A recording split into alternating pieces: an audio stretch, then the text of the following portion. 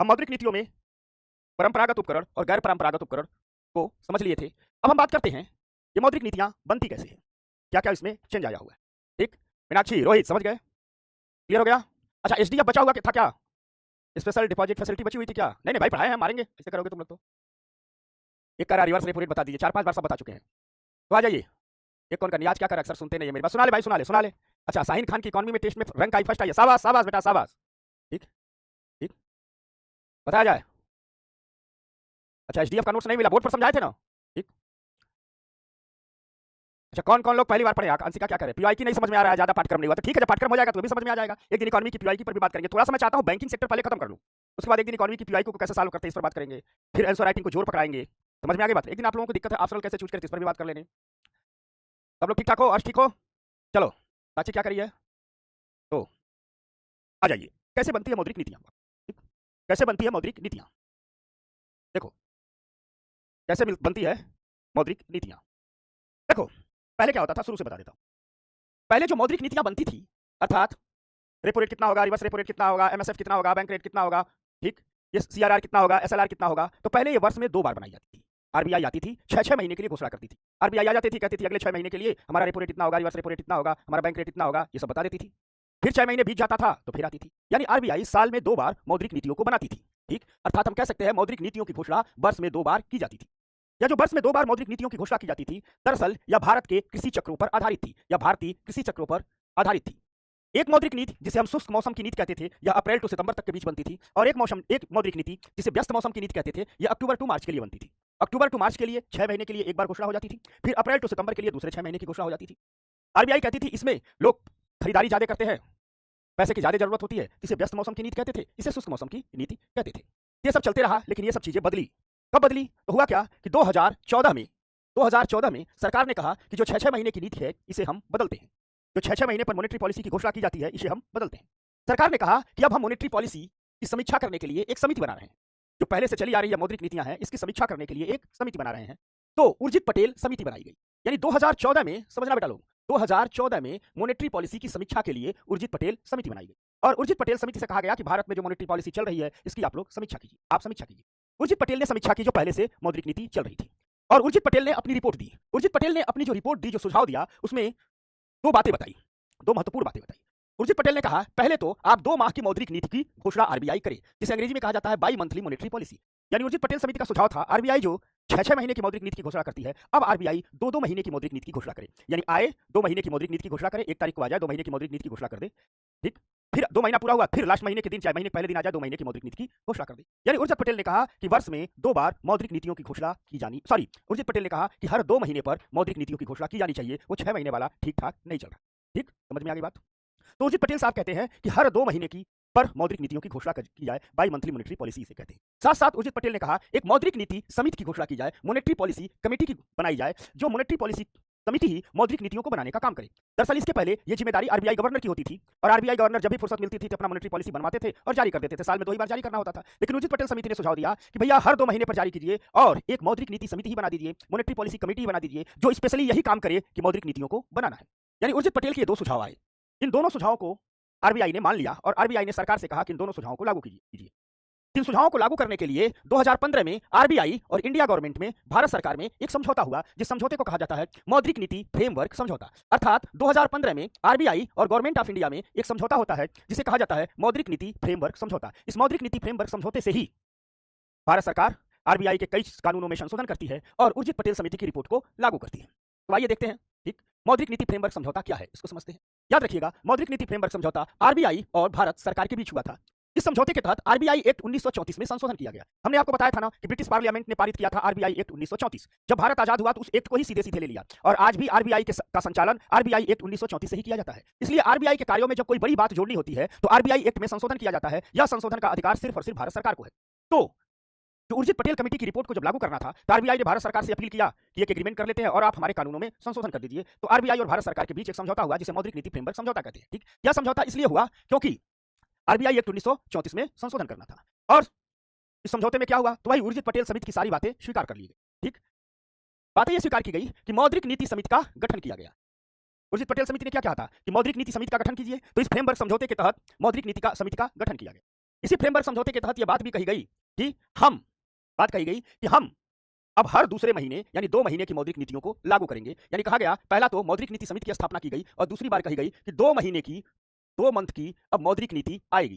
कहा गया कि 2 मंथ की मौद्रिक नीति आएगी, यानी जो मौद्रिक नीति आएगी वह कितने दिन के लिए आएगी? 2 महीने के लिए मौद्रिक नीति आएगी। अर्थात उर्जित पटेल की दोनों बातों को मान लिया गया। यानी हम कह सकते हैं कि मॉनेटरी पॉलिसी फ्रेमवर्क जो एग्रीमेंट हुआ उसमें पहली बात यह कही गई कि हम एमपीसी का गठन करेंगे, मॉनेटरी पॉलिसी कमेटी का गठन करेंगे, अर्थात हम मौद्रिक नीति समिति का गठन करेंगे। कहा गया मौद्रिक नीति समिति का गठन करेंगे। कहा गया कि हम मौद्रिक नीति समिति का गठन करेंगे, पहली बात यह कही गई। और दूसरी बात यह कहा गया कि अब बाई मंथली मॉनेटरी पॉलिसी आएगी, अर्थात 2 महीने की 2 माह की, इसको माह लिखा जाता है, 2 माह की मौद्रिक नीति आएगी।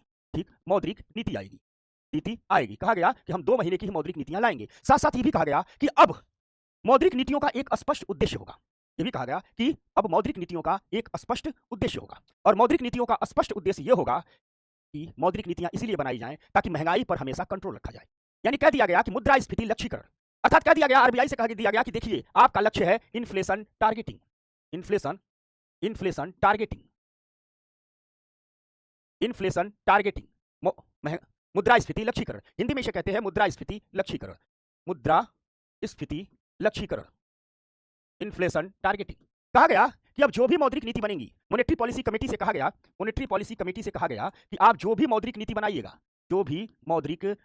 बनाइएगा, उस नीति का स्पष्ट उद्देश्य होगा इन्फ्लेशन टारगेटिंग। आरबीआई से कहा गया कि अब आपका उत्तरदायित्व होगा, अर्थात आपकी मौद्रिक नीति समिति का यह उत्तरदायित्व होगा कि मौद्रिक नीतियां बनाए तो सिर्फ ध्यान रखें कि महंगाई नहीं बढ़नी चाहिए। सरकार ने कहा आप इन्फ्लेशन टारगेटिंग को ध्यान में रखिए, बाकी चीजें अपने आप प्राप्त हो जाएगी। समझ में आ गई बात? सौरभ पूछ रहे हैं मुद्रास्फीति क्या होती है सर? तो महंगाई को ही बेटा मुद्रास्फीति कहते हैं शुद्ध हिंदी में। ठीक, रोहित पूछ रहे हैं कि मॉनेटरी पॉलिसी क्या है? तो एक जगह रामायण हो रहा था, समझ में आ गई बात? एक जगह रामायण हो रहा था, तो जब रामायण खत्म हुआ तो एक व्यक्ति आया पंडित जी के पास, कहा महाराज जी ये बताइए, सब तो ठीक है, सीता का विवाह किससे हुआ था? महाराज जी कहे पूरा रामायण हो गया, तुझे यही नहीं पता चला?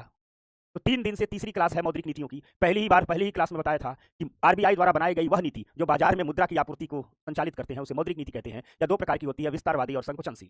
फिर हमने बताया था मौद्रिक नीति को धरातल पर उतारने के लिए आरबीआई कुछ उपकरणों का इस्तेमाल करती है, इसे मौद्रिक नीति के उपकरण कहते हैं। इसमें रेपो रेट बताया, रिवर्स रेपो रेट बताया, सीआरआर बताया, एसएलआर बताया, बैंक रेट बताया, ओपन मार्केट ऑपरेशन बताया, एमएसएफ बताया, ठीक, एचडीएफ बताया। समझ में आ गई बात? क्लियर हो गया? खुशी बोल रोहित, क्या सवाल है तेरा? बता बेटा, बता भाई। रोहित का सारे लोग सवाल पूछें, ये मत पूछ देना, ठीक, कि आरबीआई क्या है। ठीक, अच्छा ये कह रहा सर मेरा पिछला 3 क्लास सारी हुआ। कोई बात नहीं, एक काम कर, तू पहले 3 क्लास को कवर कर, जहां घटा है वहीं से आना शुरू कर। इकोनॉमी में जब पिछला छूट जाता है बेटवा तो आगे वाला समझ में नहीं आता है। ठीक ना? सौम्या समझ में आ रही है? स्नेहा समझ में आ रही है? माधुरी समझ में आ रही है? साक्षी रोशन क्या हाल है? ठीक, अच्छा ठीक। गरिमा तो हमसे लड़ती रहती है, हमारी लड़ाकू बिटिया है, कहती है मेरा आप कमेंट ही नहीं। ठीक, समझ गए? क्लियर है ना? चलो ठीक है, कोई बात नहीं, ऐसे लेट लतीफ होते रहो, पढ़ते रहो, तुम लोग पढ़ते रहो। ठीक, स्नेहा क्या बोल रही है? तो बात ये हो रही है, ठीक, कि आरबीआई से कहा जा रहा है कि आप जो मौद्रिक नीति समिति बनाएं, आप जो मौद्रिक नीति समिति बनाएं, यानी आपकी जो मॉनेटरी पॉलिसी कमेटी हो, ठीक, या मॉनेटरी पॉलिसी कमेटी जब मौद्रिक नीतियां बनाए तो इन मौद्रिक नीतियों का एकमात्र लक्ष्य हो, और एकमात्र लक्ष्य क्या हो? Inflation targeting. यानी इस बात को ध्यान में रख करके मौद्रिक नीतियां बनाएं कि महंगाई पर नियंत्रण रखना है। ठीक, समझ में आ गई बात? क्या रखे? महंगाई पर नियंत्रण रखना है, ये बात कही गई। यानी कुल मिलाजुला करके हम फिर वहीं पर आए तो हम कह सकते हैं मुद्रास्फीति का लक्ष्यीकरण, इन्फ्लेशन टारगेटिंग आरबीआई का वैधानिक उत्तरदायित्व बना दिया गया। आरबीआई से कह दिया गया कि आप जो मॉनेटरी पॉलिसी कमेटी बनाइएगा उस मॉनेटरी पॉलिसी कमेटी से कह दीजिएगा कि आपका उत्तरदायित्व है, आप हमेशा ऐसी मौद्रिक नीतियां बनाएं ताकि महंगाई कंट्रोल में रहे। यानी आपका स्पष्ट काम है इन्फ्लेशन टारगेटिंग, मुद्रास्फीति लक्ष्यीकरण। और साथ साथ ये भी कहा गया, इस समझौते में यह भी कहा गया कि आरबीआई यदि लगातार 3 तिमाही, 3 क्वार्टर, यानी कितना महीना? 9 महीना। कहा गया कि आरबीआई यदि लगातार 9 महीना इन्फ्लेशन टारगेटिंग में विफल रहती है, महंगाई को रोकने में विफल रहती है, तो उसे गवर्नमेंट को लिखित में स्पष्टीकरण देना होगा। ठीक, लिखित में स्पष्टीकरण देना होगा कि हम क्यों नहीं ऐसा कर पाए। यदि कभी भी लगातार 9 महीने तक महंगाई बढ़ती रहती है, 3 क्वार्टर तक लगातार बढ़ती रहती है, रुक नहीं पाती है, तो आरबीआई को रिटेन में सरकार को स्पष्टीकरण देना होगा। साथ साथ ये भी आरबीआई से कहा गया कि आपको हर 6 महीने में मॉनेटरी पॉलिसी रिपोर्ट भी प्रकाशित करनी होगी, एक रिपोर्ट प्रकाशित करनी होगी, ठीक, जिसे मॉनेटरी पॉलिसी रिपोर्ट करेंगे। और यह भी कहा गया कि आरबीआई का यह उत्तरदायित्व होगा कि वह मध्यम अवधि में इन्फ्लेशन टारगेटिंग को 4+2% यानी 6% के आसपास ही रखे, यानी महंगाई 6% के ही आसपास में रहे। समझ में आ गई बात? ठीक, समझ में आ गई बात? कलश बात समझ में आ गई बात? ठीक, चुनमुन बता, आ गया चुनमुन, बता चुनमुन, समझ में आ गई बात? तो कहा गया कि आरबीआई को दे दिया गया इन्फ्लेशन टारगेटिंग का एक बैंड दे दिया गया, कहा गया 4+2 यानी 6% के आसपास आप हमेशा रखें। तो बात कुछ कुल मिला जुला करके ये हुई, ठीक। अब आइए एक बार पीछे से चलते हैं, पुनः शुरू से बताते हैं, पुनः शुरू से बताते हैं। तो आइए पुनः शुरू से बताते हैं कि क्या है, मौद्रिक नीतियां कैसे बनती हैं, मौद्रिक नीतियां कैसे बनती हैं, इसको शुरू से बताते हैं। एक बार और रिवाइज करा लेते हैं तो तुम लोगों के लिए आसान हो जाएगा। उसके बाद बताना, जो जो जिसको जिसको एकदम याद हो गया वो बताना। ऐसे बताते हैं, ऐसे बताते हैं। देखो, पहले यानी 2014 के पहले जो मौद्रिक नीति है, आइए ऐसे बताते हैं। जो मॉनेटरी पॉलिसी, ठीक, जो मॉनेटरी पॉलिसी है, अब हम मॉनेटरी पॉलिसी को एमपी लिखेंगे, समझना। मॉनेटरी पॉलिसी कब बनती थी? वर्ष में 2 बार, 2 बार, ठीक, वर्ष में 2 बार। समझ में आ गई बात? October to March. कब कब बन रही है? अक्टूबर टू मार्च और April to September, April to September. Yes, 6-6 महीने की बनती थी। या कब कब की बनती थी? 6-6 महीने की। 6 मंथ की एक बार बना दिए, फिर बना दिए 6 मंथ की, 6-6 बार की रहती थी। ऐसे काम चल रहा था। 2014 में, 2014 में बनाई गई उर्जित पटेल समिति, उर्जित पटेल समिति, उर्जित पटेल समिति। 2014 में क्या बनाई गई? उर्जित पटेल समिति। 2014 में बनी उर्जित पटेल समिति, समझना बात को। और इस उर्जित पटेल समिति से कहा गया कि आप सुझाव दीजिए कि हम मौद्रिक नीतियों में क्या क्या नयापन लाए। तो उर्जित पटेल समिति ने जो सुझाव दिए वो 2 थे, 2 सुझाव दिए। पहला इन्होंने कहा कि आप एक मौद्रिक नीति समिति बनाइए, मौद्रिक नीति समिति बनाइए। क्या बनाइए? एक मौद्रिक नीति समिति बनाइए। यही मौद्रिक नीति समिति का काम रहेगा, मौद्रिक नीति बनाना। और दूसरा कहा गया कि हर 2 महीने की मौद्रिक नीति बनाइए, हर 2 मंथ की मौद्रिक नीति बनाइए। क्या बनाइए? हर 2 महीने की मौद्रिक नीति आप बनाइए। ये सुझाव दिया। इनका सुझाव, आरबीआई ने कहा बहुत बढ़िया आप सुझाव दिए हैं, हम सरकार से बात करते हैं। इनके सुझाव को लागू करने के लिए, ठीक, आरबीआई और गवर्नमेंट के बीच, आरबीआई और गवर्नमेंट के बीच एक एग्रीमेंट हुआ, एक आरबीआई और गवर्नमेंट के बीच एक एग्रीमेंट हुआ, एक समझौता हुआ, जिसे मॉनेटरी पॉलिसी फ्रेमवर्क एग्रीमेंट कहते हैं। जिसे क्या कहते हैं? मॉनेटरी पॉलिसी फ्रेमवर्क, जिसे हम मॉनेटरी पॉलिसी फ्रेमवर्क एग्रीमेंट कहते हैं, एग्रीमेंट कहते हैं, ठीक। समझ में आ गई बात? जिसे हम कहते हैं मॉनेटरी पॉलिसी फ्रेमवर्क एग्रीमेंट। इस मॉनेटरी पॉलिसी फ्रेमवर्क एग्रीमेंट में सरकार ने, अब कहोगे कि इस मॉनेटरी पॉलिसी फ्रेमवर्क एग्रीमेंट में हुआ क्या क्या? ये जो मॉनेटरी पॉलिसी फ्रेमवर्क, ठीक, फ्रेमवर्क जो एग्रीमेंट है, जो एग्रीमेंट है, आप कहोगे इसमें हुआ क्या क्या? इसमें वही उर्जित पटेल समिति के सुझाव लागू कर दिए गए। यानी ये कह दिया गया कि एक मॉनेटरी पॉलिसी कमेटी का गठन किया जाएगा, एक मौद्रिक नीति समिति का गठन किया जाएगा। दूसरा कह दिया गया 2 माह की मौद्रिक नीति आएगी, 2 माह की मौद्रिक नीति आएगी, ठीक। और साथ साथ आरबीआई का ये वैधानिक उत्तरदायित्व बना दिया गया, ठीक। समझ में आ गई बात? आरबीआई का ये वैधानिक उत्तरदायित्व बना दिया गया कि वह इन्फ्लेशन टारगेटिंग करेगी, इन्फ्लेशन टारगेटिंग करेगी, इन्फ्लेशन टारगेटिंग करेगी, यानी मुद्रास्फीति लक्ष्यीकरण करेगी, महंगाई को रोकेगी। से मुद्रास्फीति स्फीति लक्ष्यीकरण करेगी, लक्ष्यीकरण करेगी, यानी महंगाई को रोकेगी। साथ साथ ये भी कहा गया कि लगातार 3 तिमाही, लगातार 3 तिमाही, 3 क्वार्टर, यदि महंगाई रोकने में विफल रहती है, महंगाई रोकने में विफल रहती है, यदि आरबीआई महंगाई रोकने में विफल रहती है, तो इसे गवर्नमेंट को लिखित कारण देना पड़ेगा, लिखित कारण देना पड़ेगा, लिखित कारण देना पड़ेगा। और साथ साथ ये भी कहा, ठीक, कि हर 6 महीने पर, हर 6 महीने पर मॉनेटरी पॉलिसी रिपोर्ट प्रकाशित करनी होगी। क्या करना होगा? मॉनेटरी पॉलिसी रिपोर्ट प्रकाशित करनी होगी, मॉनेटरी पॉलिसी रिपोर्ट प्रकाशित करनी होगी। और सरकार ने आरबीआई को इन्फ्लेशन टारगेटिंग बैंड दे दिया, इन्फ्लेशन टारगेटिंग बैंड दे दिया, टारगेटिंग बैंड दे दिया, कह दिया कि आप महंगाई को यही 4+2% के आसपास, यानी 6% के आसपास ही रोके रहिए, ठीक। हो गया ना? बहुत कंफ्यूजन है ना? चलो पूरा हो गया ना, एकदम याद करा देता हूँ। तो वही बात, 2 माह की मौद्रिक नीति पहले आती थी, ठीक, अक्टूबर टू मार्च, अप्रैल टू सितंबर, समझ गए? क्लियर हो गया? 2014 में मॉनेटरी पॉलिसी की समीक्षा के लिए उर्जित पटेल समिति बनती है। ये कहते हैं 2 माह की मौद्रिक नीति लाइए, एक मौद्रिक नीति समिति बनाइए, और इनके सुझावों को लागू करने के लिए मौद्रिक नीति फ्रेमवर्क एग्रीमेंट होता है। इस मौद्रिक नीति फ्रेमवर्क एग्रीमेंट में सरकार ने क्या किया? आरबीआई एक्ट 1934 में संशोधन किया। कहा गया कि अब हम मौद्रिक नीति समिति का गठन कर रहे हैं, जिसका काम होगा मौद्रिक नीति बनाना। इन्फ्लेशन टारगेटिंग, मुद्रास्फीति लक्ष्यीकरण का लक्ष्य दे दिया गया। कहा गया 2 माह की, मंथ की अब मौद्रिक नीति आएगी, ठीक, हर 2 महीने की मौद्रिक नीति आएगी, ठीक। समझ में आ गई बात? क्लियर हो गया? फिर कहा गया यदि आरबीआई लगातार 3 तिमाही मौद्रिक नीतियों को रोकने में विफल रहती है, तो उसे गवर्नमेंट को लिखित स्पष्टीकरण देना होगा। हर 6 माह पर मॉनेटरी पॉलिसी रिपोर्ट आरबीआई को प्रकाशित करना होगा, ताकि जनता पढ़ सके। और आरबीआई का उत्तरदायित्व सौंपा गया कि 4+2% के बैंड में ही महंगाई को रखिए, ठीक। समझ में आ गई बात? फिर एक आज पूछ रही है, शालिनी यादव पूछ रही है कि मॉनेटरी पॉलिसी क्या है। बेटा आज के 3 दिन पहले वाली क्लास शुरू से देखो, आरबीआई की क्लास शुरू से देखो, समझ में आ जाएगा। अब मॉनेटरी पॉलिसी खत्म करने वाले हैं, पिछले 2 क्लास से मॉनेटरी पॉलिसी बता रहे हैं। ये वो लोग पूछ रहे हैं जिन्होंने आरबीआई, ठीक, को पढ़ा नहीं है, ठीक। समझ में आ गई बात? लोकेंद्र सिंह कह रहे हैं कि सर मेरा क्वेश्चन नहीं होता तो पूछो लोकेंद्र बेटा, अब तक मैं पढ़ा रहा था, देखने लगा। बताया जाए, बताया जाए। 3 बार बता दिया मौद्रिक नीतियां कैसे बनती है, एकदम क्लियर हो गया होगा। इसके बाद भी जिसका सवाल हो तुरंत बता दो, तुरंत पूछ लो, देवरन क्या करे, हम भी हाँ ठीक है, सब लोग हैं, सवाल पूछा जाए। ठीक। एक पूछ रहा सर मौद्रिक नीति समिति का गठन का मतलब मौद्रिक नीति समिति को बनाया गया। ठीक। ठीक ना, बताया जाए। किसी कोई दिक्कत हो तुरंत पूछिए। चुनमुन पूछ कर रहा है यस सर, चलो चुनमुन ने कह दिया, बात पक्की। ठीक हो गया। ये कह रहा है कि एक बार और बता दीजिए, अब 3 बार बता दिया, चौथा बार नहीं बताऊंगा, इसी वीडियो को 30 बार देख लेना। ठीक। लाली क्या कह रही है, लाली बिटिया का फर्स्ट लाइव क्लास है, लाली बिटिया आपका स्वागत है, आ जाइए, वेलकम है। ठीक ना, और जिनका फर्स्ट क्लास है याद रखिएगा, इकोनॉमी में जो उनका बैकलॉग है तुरंत पूरा कर ले, पिछली क्लास छूटी है, अगले क्लास में दिक्कत आ जाए। ठीक।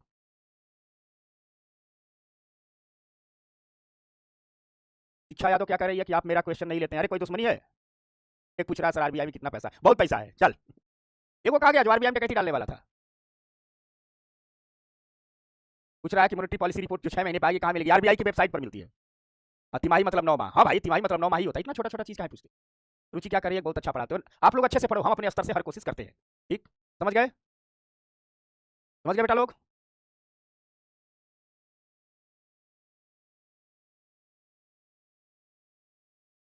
ये सब क्या करें। हाँ भाई, अब ये सब एकदम करेंट पढ़ा रहा हूं, अब आ जाओ। तो यहां तक बात हो गई, तो बार बार कहा जा रहा है, अब थोड़ा देखते हैं। ठीक। क्या हो गया, अब थोड़ा देखते हैं कि मौद्रिक नीति समिति इसकी कहानी क्या है भाई। मौद्रिक नीति समिति कहा गया है ना, अभी समझौते में पढ़े थे ना कि एक मौद्रिक नीति समिति का गठन किया गया। ठीक। मौद्रिक नीति का समिति का गठन किया गया है। ठीक। तो आइए थोड़ा बताते हैं कि मौद्रिक नीति समिति में क्या क्या होता है, की बात करते हैं। तो आइए आपको पढ़ाते हैं मौद्रिक नीति समिति। आरबीआई एक्ट 1934 में संशोधन करके मौद्रिक मॉनेटरी पॉलिसी कमेटी का गठन हुआ। ठीक। उर्जित पटेल साहब कहे थे कि मॉनेटरी पॉलिसी कमेटी का गठन कीजिए, तो आरबीआई एक्ट 1934 में संशोधन करके, ठीक, आरबीआई एक्ट 1934 में संशोधन करके मॉनेटरी पॉलिसी कमेटी का गठन किया गया। जब मॉनेटरी पॉलिसी कमेटी का गठन किया गया आरबीआई एक्ट 1934 में संशोधन करके, ठीक, तो कहा गया कि जो हमारी अब मौद्रिक नीति होगी, यही बात लिखी गई, वही हिंदी में ट्रांसलेट करके बता रहा हूं आपको। कहा गया कि हमारी मौद्रिक नीतियों का प्राथमिक उद्देश्य होगा विकास के उद्देश्य को ध्यान में रखते हुए एक जटिल एवं वृद्धिशील अर्थव्यवस्था की चुनौतियों का मुकाबला करते हुए मूल्य स्थिरता को बनाए रखना। ठीक।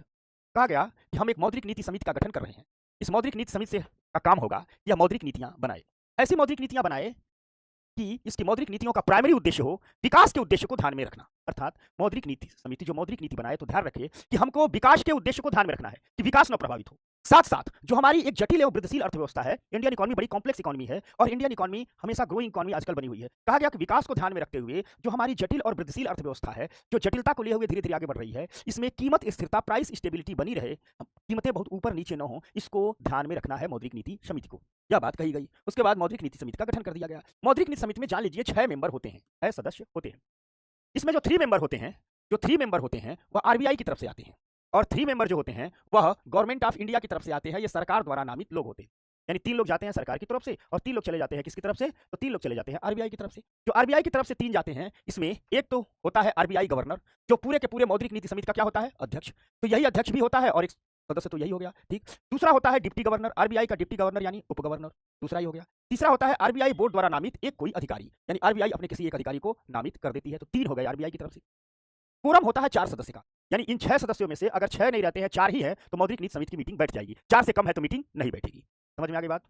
अगली बात, जो गवर्नर होता है इस मौद्रिक नीति समिति में, उसके पास निर्धारक मत होता है, वीटो पावर होता है। ठीक। कभी कभी मान लो 4 लोग बैठे, 5 लोग हैं, 2 लोगों का मत एक जैसा हो गया, तब गवर्नर अपने मत का प्रयोग कर देता है, जिसकी तरफ फैसला देगा वही हो जाएगा। ये 3 लोग आरबीआई की तरफ से जाते हैं, 3 मेंबर सरकार द्वारा जाते हैं, और जो 3 मेंबर सरकार द्वारा जाते हैं उसमें कह दिया गया है कि संसद और विधानमंडल के सदस्यों को मौद्रिक नीति समिति में सरकार नहीं भेजेगी, यानी ना सांसद को भेजेगी ना विधायक को भेजेगी।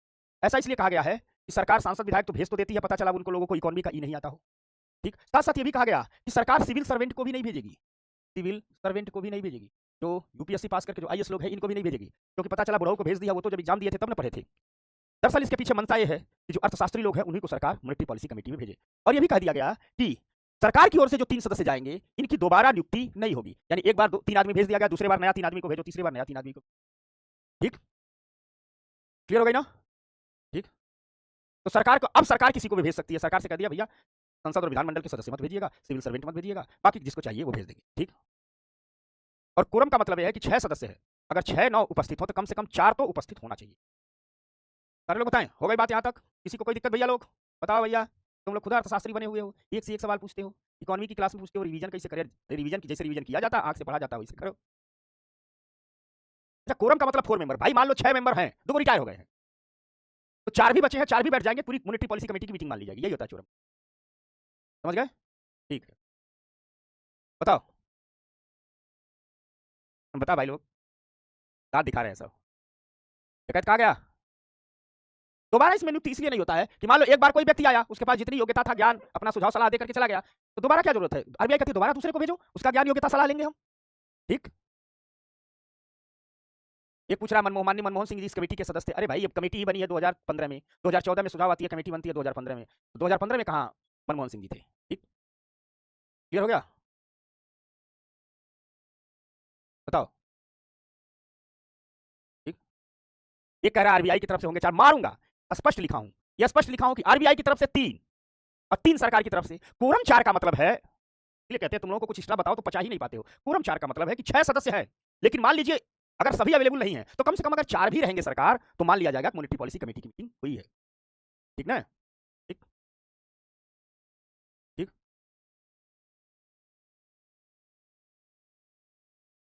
सही कर रहा है, एक बार और बता दीजिए। अच्छा, वीटो पावर। अब जैसे मान लीजिए किसी दिन मॉनेटरी पॉलिसी कमेटी के मेंबर बैठे 5 बैठे, मान लीजिए किसी दिन 5 बैठे, किसी बात पर बातचीत हो रही है, यह नया नियम लागू किया जाए या लागू किया जाए, दोनों लड़ पड़े, तो कहा जाता है वोटिंग होगी। दोनों कहा जाता है वोटिंग होगी। तो नॉर्मल स्थितियों में आरबीआई गवर्नर वोट नहीं देता है। अगर वोटिंग हो गई और मान लो मुद्दे, किसी भी मुद्दे पर 2 लोग एक तरफ हो गए, 2 लोग एक तरफ हो गए, 4 है 2 एक तरफ हो गए, 2 एक तरफ हो गए, तो अब क्या होगा? तब होता है कि जो 5वां सदस्य आरबीआई गवर्नर है, उसे कहा जाता है कि भैया, ठीक, आरबीआई गवर्नर है, उसे कहा जाता है कि भैया एक वोट आप अपना दे दो। यानी मत मूल्य बराबर होने की स्थिति में ही आरबीआई गवर्नर वोट देता है। अब देखो, इसलिए कहा जाता है जो आरबीआई गवर्नर का वोट होगा वो क्या होगा? निर्धारक वोट। मतलब अब आरबीआई गवर्नर जिसकी तरफ वोट देगा, +1 3 हो जाएगा ना, तो आरबीआई गवर्नर का वोट निर्धारक वोट हो गया कि नहीं हो गया? ठीक, निर्धारक वोट हो गया कि नहीं हो गया? यही है निर्धारक वोट का मतलब, वीटो वोट का मतलब। ठीक। ठीक। अब एक पूछ रहा है, लाइन को अब अगले बैच से मैं पढ़ाऊंगा ही नहीं। एक पूछ रहा है, तुम लोगों जितना मूर्ख विद्यार्थी मैंने आज तक 13 साल पढ़ाते हो गया, इस बैच में कुछ इतने मूर्ख हैं, मैंने आज तक ऐसे विद्यार्थी नहीं देखे हैं 13 साल के पढ़। अरे भैया, हम कर रहे हैं कोरम 4 सदस्य, हम कर रहे हैं कि टोटल मॉनेटरी पॉलिसी कमेटी में 6 सदस्य हैं। टोटल कितने हैं? 6 सदस्य। किसी वजह से मान लीजिए 2 नहीं है, अब 2 चाहे इसकी तरफ से नहीं है, चाहे इसकी तरफ से नहीं है, कोई 2 नहीं है, तो भी अगर मिनिमम 4 सदस्य हैं तो मीटिंग हो जाएगी। इसी को कहते हैं कोरम। यूपीएससी की तैयारी करने आ गए हैं, छोटी छोटी बात नहीं मालूम है। ठीक, समझ में आ गई बात? 3 साल के लिए इसके सदस्यों की नियुक्ति की जाती है। ठीक, मैं ईमानदारी से कह रहा हूं।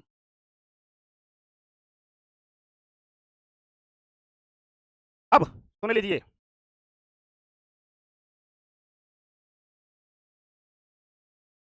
दरअसल अब गलती आप लोगों की नहीं है। ठीक, गलती आप लोगों की नहीं है, गलती मेरी है कि मेरी इच्छा होती है कि मैं ऑनलाइन क्लास को ऑफलाइन बना दूं, हर बच्चे तक पहुंचूं, सबके सवाल लूं। बच्चों के प्रति मेरा अपना समर्पण है। इस समर्पण को कुछ लोग इस समर्पण का नाजायज इस्तेमाल करने लगते हैं। समझ में आ गई बात? ठीक, तो आइए, मॉनेटरी पॉलिसी कमेटी 6 सदस्य होते हैं।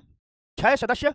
कुल कितने मेंबर होते हैं? 6 सदस्य। अच्छा, 5वीं का बच्चा जान जाएगा। आरबीआई की तरफ से 3 होते हैं, गवर्नमेंट की तरफ से 3 होते हैं, यानी सरकार द्वारा नामित 3 होते हैं। सरकार आरबीआई की तरफ से 3 होते हैं। एक आरबीआई गवर्नर होता है, दूसरा आरबीआई का उप गवर्नर होता है, तीसरा आरबीआई बोर्ड द्वारा नामित कोई अधिकारी होता है। इस कमेटी का अध्यक्ष आरबीआई गवर्नर होता है। सरकार की तरफ से संसद और विधानमंडल के सदस्यों को नहीं इसमें रखा जाता है। साथ साथ ये भी है कि सिविल सर्वेंट को भी सरकार मॉनेटरी पॉलिसी कमेटी में नामित नहीं करेगी। यह सब इसलिए किया गया है कि सरकार उन लोगों को भेजे विश्वविद्यालय इत्यादि में जो अर्थव्यवस्था के विशेषकर जानकार हैं। जिन लोगों की नियुक्ति सरकार द्वारा की जाएगी उनकी दोबारा नियुक्ति नहीं की जाएगी। 6 सदस्य हैं, कोरम 4 सदस्य का रखा गया, अर्थात अगर 6 में 6 नहीं है, मिनिमम 4 भी हैं, तो मॉनेटरी पॉलिसी कमेटी अपनी मीटिंग करती रहेगी, निर्णय लेती रहेगी। गवर्नर के पास निर्धारित मत का अधिकार होगा, वोटिंग राइट का अधिकार होगा, यानी कभी अगर दोनों के मत मूल्य, दोनों ग्रुप की अगर किसी मुद्दे पर चर्चा हो जाए और मत मूल्य बराबर हो जाए, वोटिंग बराबर हो जाए, तो गवर्नर डिसीजन ले सकता है, गवर्नर अपनी वोटिंग करता है। यह मॉनेटरी पॉलिसी कमेटी की बात है। ठीक, कहा गया है कि मॉनेटरी पॉलिसी कमेटी अपना मॉनेटरी पॉलिसी बनाती रहेगी, ये सब करती रहेगी, लेकिन साल में कम से कम 4 बार बैठक करेगी। ठीक, समझ में आ गई बात? और किसी नए निर्णय पर पहुंचेगी, यानी 4 बार तो ऐसा होगा जब ये मीटिंग में उपस्थित होंगे, बातचीत करते रहेंगे, ठीक, निर्णय लेते रहेंगे। कम से कम 4 बार तो पूरा बैठना होगा। मौद्रिक नीतियां बनाते रहिए, जारी करते रहिए, लेकिन 4 बार तो कम से कम मिनिमम मीटिंग करनी होगी और देश को बताना होगा कि हमने इस मीटिंग में क्या क्या निर्णय लिया। और जो भी निर्णय मीटिंग के होंगे, मीटिंग के 14 दिनों के भीतर अपने निर्णय को आरबीआई की वेबसाइट पर प्रकाशित करने होंगे, ताकि देश की जनता जान जाए कि हो क्या रहा है। और हमने बताया था कि यदि महंगाई लगातार 3 क्वार्टर मतलब 9 महीना, 3 तिमाही, यदि इन्फ्लेशन टारगेटिंग जोन में नहीं रहती है, अर्थात जो 6% का इन्फ्लेशन टारगेटिंग जोन दिया गया है 4+2% का, मान लीजिए लगातार 3 महीना 6% से ज्यादा रहती है, इस मॉनेटरी पॉलिसी कमेटी को, इस मौद्रिक नीति समिति को इसकी रिपोर्ट सरकार को देनी होगी, तथा इसके कारण और समाधान भी सरकार को बताना होगा कि कारण क्या है कंट्रोल में नहीं आ रही हो और समाधान के क्या प्रयास करने चाहिए। ये बात रही मॉनेटरी पॉलिसी कमेटी की, मौद्रिक नीति समिति की, और इसी प्रकार मौद्रिक नीतियां समाप्त होती। तो मौद्रिक नीति वाला टॉपिक हमारा समाप्त होता है। अब आरबीआई का एक काम है, ठीक समझना, तो आरबीआई का एक काम है, यही आकर के हम मौद्रिक नीतियों, इतनी ही है मौद्रिक नीति के बारे में, यही आकर के मौद्रिक नीतियां समाप्त होती। ठीक, मुझे उम्मीद है, ठीक, कि आप लोगों को मौद्रिक नीति समझ में आ गई होगी। मुझे उम्मीद है कि आप लोगों को पूरी की पूरी मौद्रिक नीति समझ में आ गई होगी, किसी की कोई दिक्कत नहीं होगी। ठीक, समझ में आ गई बात? स्नेहा बिटिया, अयंत कुमार, पुंडीर समझ गए? शिक्षा समझ गई? बताइए आप लोग, एक बार मुझे आप सूचित कीजिए कि आप लोगों को मौद्रिक नीतियां समझ में आ गई, तो मैं नेक्स्ट टॉपिक की ओर बढ़ूं। ठीक, मौद्रिक क्या कर रही है, अध्यक्ष क्या कर रहा है, भाई रोहन क्या कर रहा है? ठीक, ठीक ना? चलो,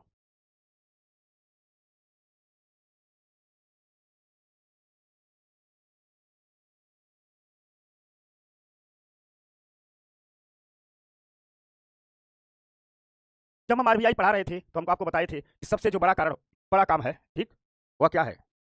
मौद्रिक नीतियों का निर्माण करना। लेकिन हम बताए थे मौद्रिक नीतियों के अलावा आरबीआई अन्य काम भी करती है। ठीक, तो आइए बताते हैं आरबीआई अन्य काम और कौन करती है। जिन लोगों को लगता है एक बार और बताए तो 3 बार इसको भी मैं बता चुका। अब क्या करेंगे, वो इसी वीडियो को क्लास के बाद 10-15 बार और देख लेंगे, उनकी एक बार की जरूरत पूरी हो जाएगी। मैंने आपसे वादा किया था कि मैं इकोनॉमी में किसी भी एक चीज को एक बार नहीं 2 बार बताता हूँ। इस वादे पर मैं खरा हूँ। अब 3 बार बताने के बाद ही जब कोई एक बार कहता है ना तो बड़ा चोट लगती है, यहाँ पर चोट लगती है। इसका मतलब जो कह रहा है वो कहीं से घूमते आया होगा, मोबाइल उठा दिया होगा। ठीक, समझ गए? अब अगर मान लो आपसे कोई पूछ दे, एक बच्चा पूछ रहा है कि एमपीसी का लाभ क्या है, बढ़िया सवाल है, मॉनेटरी पॉलिसी कमेटी का लाभ क्या है? देखो, लाभ ये है कि पहले मौद्रिक नीतियां आरबीआई गवर्नर बनाया करता था, अकेले बनाया करता था, जिसका मन होता था उसको शामिल कर लेना था। अब जब मौद्रिक नीति समिति बना दी गई, 6 अलग-अलग लोग एक ही काम के लिए नियुक्त कर दिए गए।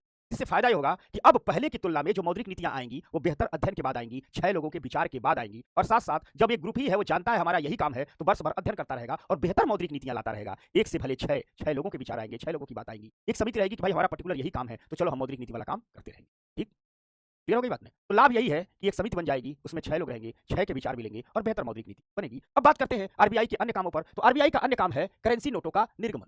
मतलब आरबीआई नोट छाप करके देती है। ठीक? करेंसी नोटों का निर्गमन। अब आपको कुछ कानून बता देते हैं। ठीक? कुछ कानून बता देते हैं। एक कानून है, बस ऐसे जान लीजिए, आरबीआई एक्ट 1934 का सेक्शन 22। इस आरबीआई एक्ट 1934 के सेक्शन 22 के तहत आरबीआई को बैंक नोट इशू करने की शक्ति मिली है। यानी आरबीआई करेंसी को, नोट को इशू करेगी, या शक्ति जिस कानून से आरबीआई को मिलती है उसे कहते हैं आरबीआई एक्ट 1934 का सेक्शन 22। इस आरबीआई एक्ट 1934 के सेक्शन 22 से आरबीआई को करेंसी नोट इशू करने की शक्ति मिली है। ठीक? दूसरी चीज, अब देखो, इस आरबीआई के भीतर नोट छप जाती है, आरबीआई इशू करती है, यानी नोट छापना, नोट को इशू करना, इसकी शक्ति किस कानून से मिली है? तो आरबीआई एक्ट 1934 के सेक्शन 22 से ये कानून मिली है। ठीक? अच्छा, शिक्षा कर रही है कि सर मेरा एक क्वेश्चन है सर, प्लीज बता दीजिए, जो आप सिलेबस बताए हैं उसको ओरिजिनल सिलेबस से थोड़ा लिंक कर दिया। अच्छा शिक्षा बिटिया, देखो, यूपीएससी इकोनॉमी के सिलेबस में मेंस में लिखती है कृषि है, आधारभूत संरचना है, इन्वेस्टमेंट मॉडल है, सब्सिडी है, ऊर्जा है, अन्य। प्री के सिलेबस में एक लाइन लिख देती है भारतीय Indian economy including world economy, भारतीय अर्थव्यवस्था का विश्व अर्थव्यवस्था के साथ जुड़ाव। यही 5 बात कह के समाप्त कर देती है। और ये जो कह देती है कि इंडियन इकोनॉमी का विश्व अर्थव्यवस्था के साथ जुड़ाव, मतलब सब इसमें आ जाता है। तो यूपीएससी के जो ये कह देती है उसके आधार पर, किताबों के आधार पर, पेपर के आधार पर सिलेबस क्या पढ़ाना है, इसको असलियत में लाने के लिए हमें डिजाइन करना पड़ता है। समझ में आ गई बात? यूपीएससी अपना सिलेबस में 5 चीज बताइए और उन 5 चीजों को अगर पढ़ाना हो तो 10 दिन बहुत है। मैं 10 क्लास में पढ़ा दूंगा जो यूपीएससी वेबसाइट पर लिखी है। लेकिन यूपीएससी ने एक ही लाइन में लिख दिया है कि Indian economy including world economy, यानी भारतीय अर्थव्यवस्था और विश्व की अर्थव्यवस्था लिख दिया गया। Indian economy including connecting with including world economy, यानी इंडियन अर्थव्यवस्था के साथ विश्व अर्थव्यवस्था का जुड़ाव, काम हो गया। यही बात समझे ना? तो यूपीएससी तो 5-4 चीज बताती है, एक लाइन में लिख दी भारतीय अर्थव्यवस्था का विश्व अर्थव्यवस्था के साथ जुड़ाव, पूरी वाले में लिख दी, अब इसी में सब आ गया। ठीक है बेटा? तो ठीक, तो उस यूपीएससी के उस सिलेबस ने जो लिखा है उसको जब हम खोलते हैं पिछले वर्ष के सवालों, पूछे गए सवालों के आधार पर, अन्य परीक्षाओं के आधार पर, और जब लिख दिया जाता है Indian economy including world economy, तो मैं भारतीय अर्थव्यवस्था विश्व अर्थव्यवस्था के साथ कहां जुड़ती है? अब भारतीय अर्थव्यवस्था क्या है वो तो लिख दिया, भारतीय अर्थव्यवस्था, तो जितनी चीजें भारतीय अर्थव्यवस्था सब पढ़ना पड़ता है। ठीक, समझ में आ गई बात? ठीक, क्लियर हो गया? तो थोड़ा आपस में बातचीत आप लोग मत कीजिए कमेंट बॉक्स में। इससे क्या होता है, जब आपस आपकी बातचीत से कमेंट बॉक्स भरा रहता है तो मैं नजर डालता हूं, तो अगर किसी के कोई जेन्युइन सवाल रहते हैं तो मेरी नजर से छूट जाता है। ऐसे में जब कोई जेन्युइन सवाल पूछने वाला बच्चा सवाल पूछता है और मैं उसके सवाल को एड्रेस नहीं कर पाता हूं तो उसको दुख होता है, परेशानी होता है, उसको लगता है गुरुजी हमारी बात का ध्यान नहीं दे रहे हैं। ऐसी बात नहीं है, हम बने हैं इसलिए कि आप पर ध्यान दें। लेकिन पता चले मैं कमेंट बॉक्स को देखता हूं तो हालचाल होते रहता है, तो उसमें मुझे ढूंढना पड़ता है।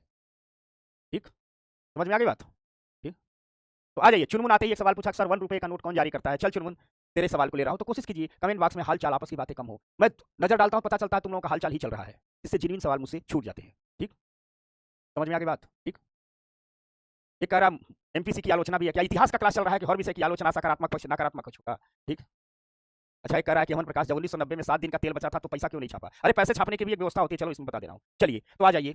तो आरबीआई एक्ट 1934 के सेक्शन 22 के तहत आरबीआई को बैंक नोट इशू करने की शक्ति मिली। ठीक, क्लियर हो गया?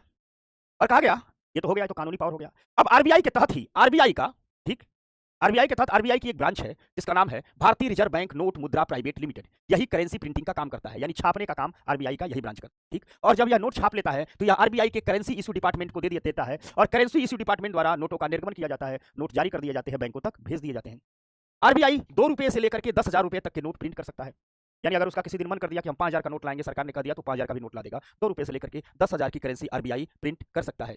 रही बात 1 रुपए के नोट की, या जो 1 रुपए का नोट है, ठीक, तो 1 रुपए का नोट आरबीआई का द्वारा प्रिंट नहीं किया जाता है। यानी 1 रुपए के नोट को प्रिंट करना, 1 रुपए के नोट को छापना आरबीआई की लायबिलिटी नहीं है, आरबीआई की जिम्मेदारी नहीं है। इसको भारत सरकार द्वारा प्रिंट किया जाता है, ठीक, और भारत सरकार के वित्त सचिव के हस्ताक्षर होते हैं इस पर। याद रखिएगा, तकनीकी रूप से 1 रुपए का जो नोट होता है वह 1 रुपए का सिक्का ही माना जाता है। यानी 1 रुपए के नोट को माना जाता है कि यह 1 रुपए का सिक्का ही है।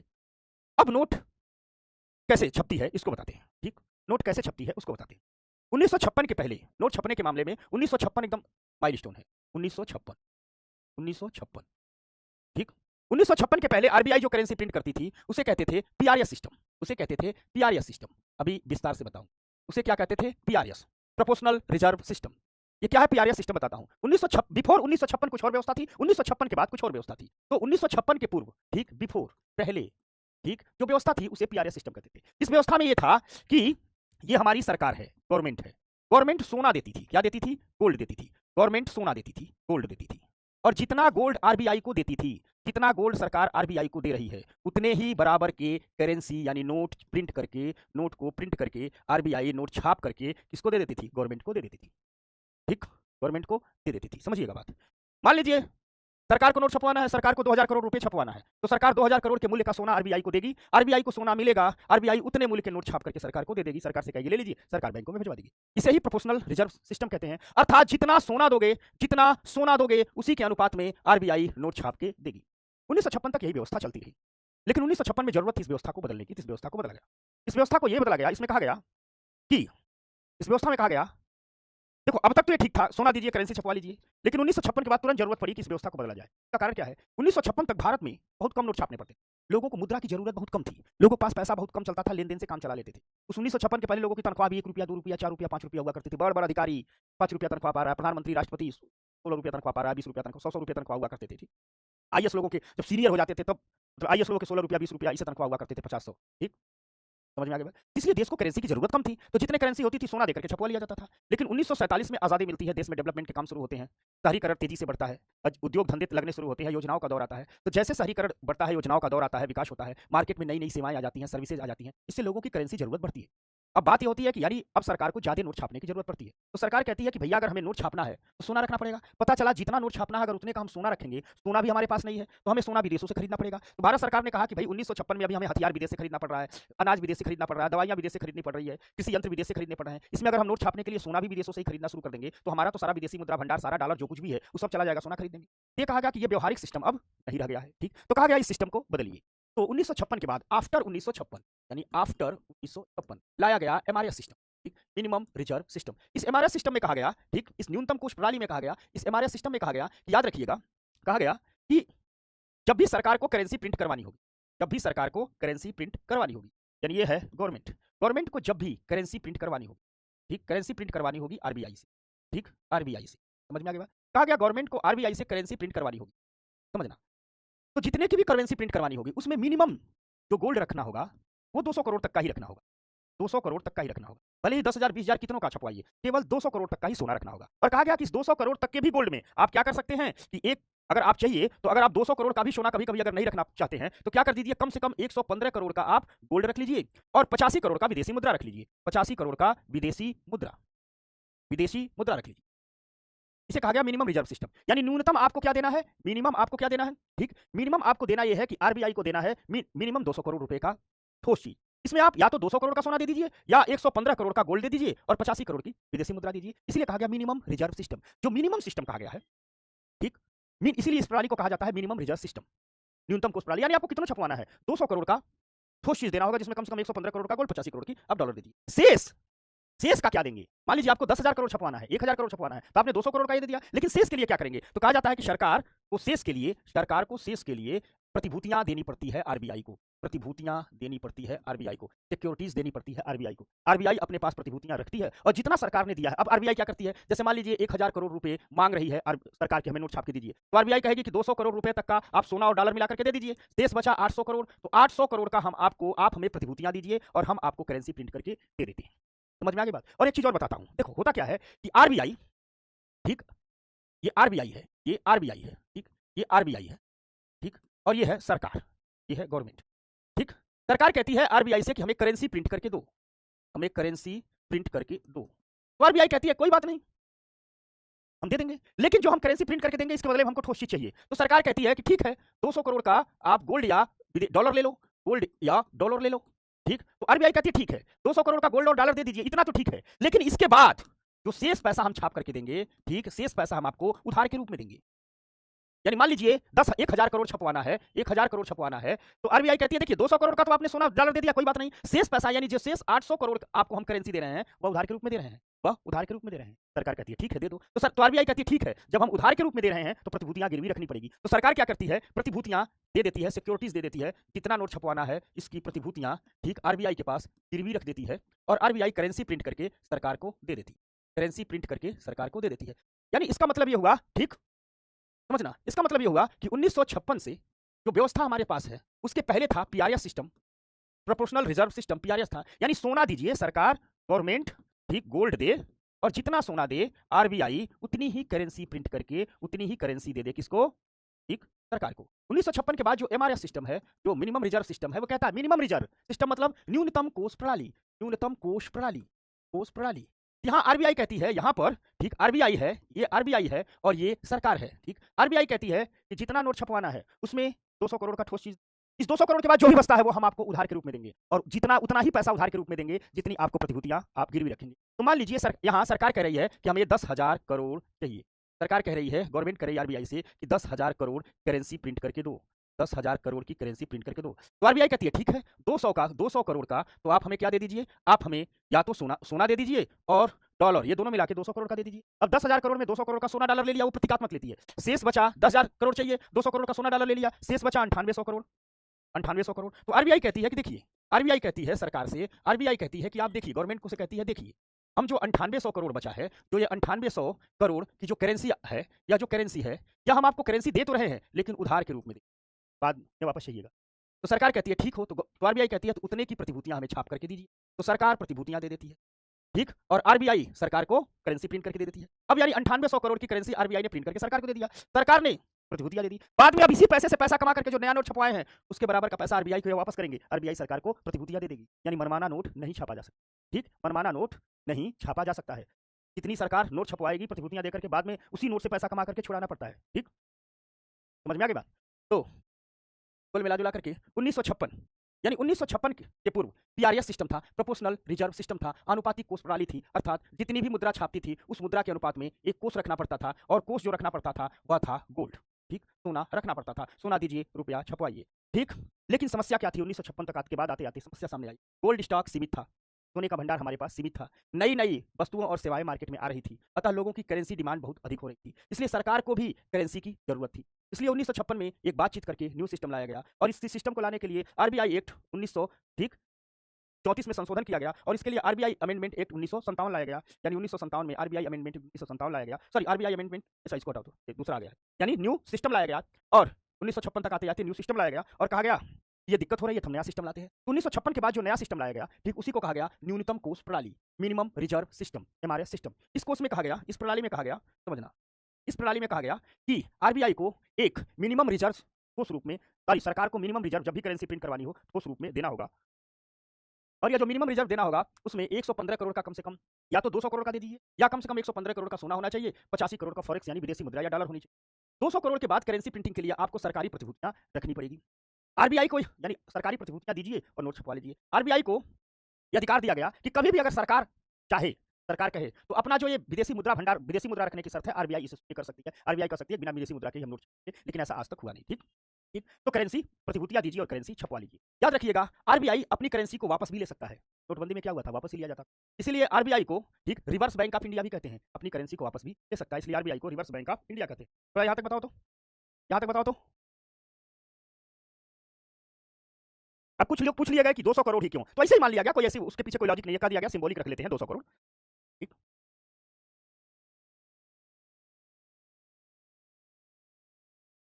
बताया जाए, भाई स्लो है ना, बताया जाए। ठीक, अब आरबीआई गोल्ड का क्या करता है, रखता रहता है, और क्या करता है। अब आजकल भारत सरकार आरबीआई से नोट छपवाने के लिए जो 200 करोड़ है गोल्ड भी नहीं देती है, अब तो सीधे डॉलर देती है। भारत सरकार कहती है 200 करोड़ का डॉलर ले लो, शेष की प्रतिभूतियां हम आपको दे रहे हैं। ठीक। अब देखना, अब एक बात समझा रहे हैं बच्चा लोग आपको,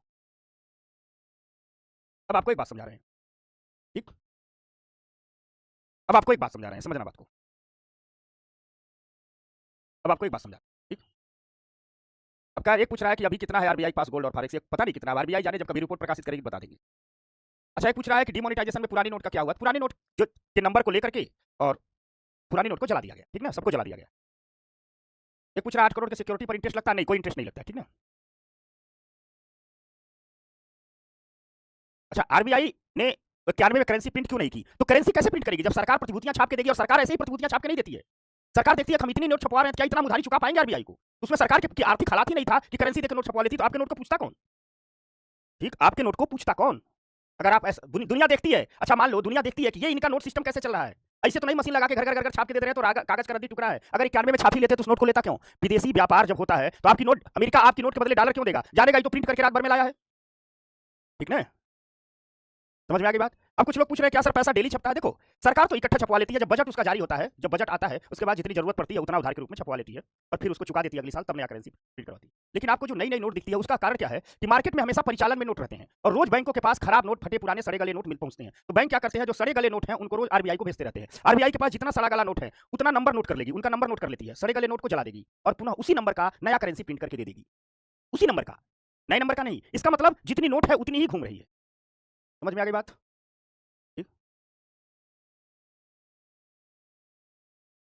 अनुराधा क्या बोल रही है, बोलो भाई।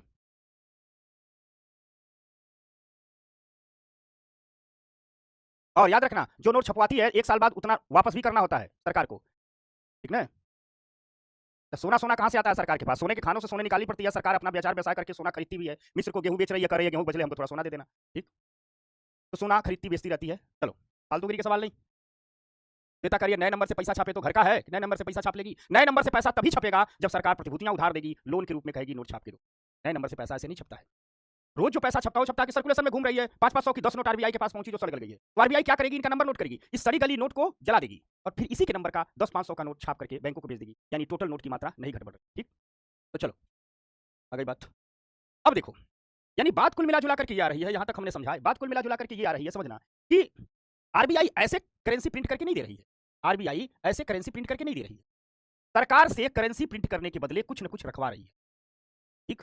जो भी नोट प्रिंट करके दे रही है उसके बदले कुछ न कुछ रखवा रही है। क्या रखवा रही है, गवर्नमेंट सिक्योरिटी रखवा रही है, और प्रतीकात्मक रूप से वो 200 करोड़ वाला मामला है उसके लिए गोल्ड प्लस फॉरेक्स कुछ भी रखवा ले रही है। यानी मेन चीज क्या रखवा रही है, गवर्नमेंट सिक्योरिटी रखवा रही है, यानी ऐसे छाप करके नहीं दे रही है, ऐसे छाप करके नहीं दे रही है आरबीआई। कहने का मतलब, अगर आरबीआई मार्केट में 500 की नोट घूम रही है, 500 की नोट घूम रही है, तो आरबीआई ने 500 की नोट जो प्रिंट करके सरकार को दिया है, इसके बदले आरबीआई ने अपने पास 500 रुपए के बराबर की गवर्नमेंट सिक्योरिटी रख ली है, ठीक। यानी सिर्फ प्रिंट करके नहीं दिया है, कुछ रख लिया है। अर्थात आपके पास अगर जो 500 का नोट घूम रहा है, तो यह 500 का नोट सिर्फ कागज का टुकड़ा नहीं है, कागज का रंगीन टुकड़ा नहीं है, रंगीन टुकड़ा नहीं है। आरबीआई ने इस 500 के बदले अपने पास कुछ न कुछ रखा है, कुछ मतलब सरकारी प्रतिभूतियां रखी है। इसलिए आरबीआई गवर्नर कहता है, मैं धारक को, हर नोट पर लिखा होता है, मैं धारक को 500 रुपए अदा करने का वचन देता हूं। आप 500 रुपए के नोट देखोगे तो यहाँ सिग्नेचर है, लिखा है मैं धारक को 500 रुपए अदा करने का वचन देता हूं। इसका मतलब आरबीआई गवर्नर कह रहा है कि जो 500 रुपए का लेकर के आप घूम रहे हैं, कभी इसकी वैल्यू के बारे में चिंता मत कीजिएगा, कभी भी इसकी वैल्यू के बारे में आप चिंता मत कीजिएगा। इसकी वैल्यू मेंटेन करने के लिए हमने जो आप 500 का नोट लेकर के घूम रहे हैं, समझ में आ गई बात, उस पर हमने सिग्नेचर जो किया है, उसका मतलब उसके हिस्से की प्रतिभूतियां हम रखवाए हुए हैं, ठीक। समझ में आ गई बात। धीरज कह रहा है गुरुजी एक प्रकार आरबीआई एक तरह से सरकार से स्वतंत्र संस्था, हाँ काफी हद तक स्वतंत्र है भाई, जैसे न्यायपालिका स्वतंत्र संस्था वैसे आरबीआई भी स्वतंत्र, ठीक। क्लियर हो गई बात। देखो, दो प्रकार की बात होती, इसीलिए पैसे के मामले में कहा जाता है कि आरबीआई करेंसी प्रिंट करके रखी रहती है। आरबीआई ने करेंसी प्रिंट किया, आरबीआई ने करेंसी प्रिंट किया, आरबीआई ने करेंसी प्रिंट किया, ठीक। यह कागज का टुकड़ा है और सरकार से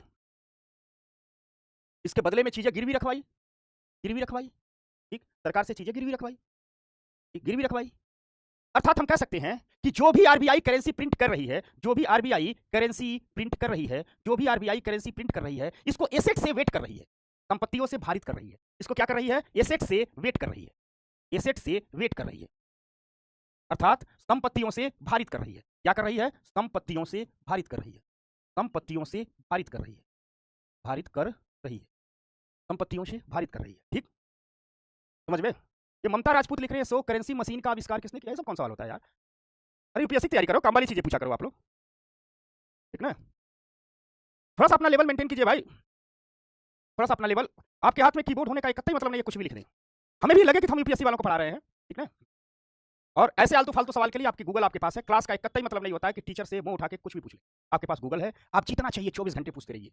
नोट बनाने का, नोट का छापने का मशीन किसने बनवाया, तो ठीक ना, उसका बेरिंग किसने बनवाया, उसकी स्याही किसने बनवाई, आपके पास 24 घंटे हैं, पूरी तरह बर्बाद कर लीजिए। लेकिन किसी को कोई अधिकार नहीं है मेरी क्लास में आकर के आलतू फालतू कमेंट करके मेरी क्लास को डिस्टर्ब करे, हमारे बच्चों के भविष्य को डिस्टर्ब करे। सबको ब्लॉक कर दूंगा, याद रखिएगा। मैं अपने विद्यार्थियों के भविष्य से किसी भी किस्म की कोई छेड़छाड़, कोई मजाक नहीं बर्दाश्त कर सकता, चाहे वो कोई भी हो।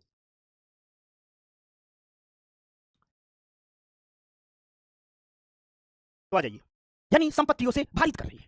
यानी जो आपके पास, आपके पॉकेट में 500 रुपए का नोट रखा है, आरबीआई कह रही है कि मैं धारक को 500 रुपए अदा करने का वचन देती हूं। इसका मतलब आरबीआई कह रही है जो तुम पैसा लेके घूम रहे हो, ये सिर्फ कागज का रंगीन टुकड़ा नहीं है, ऐसे ही छाप करके नहीं दे दिया गया है। इसके बदले की चीज मेरे पास है, इसका एक वेट है, इसको हमने एसेट से वेट कर दिया।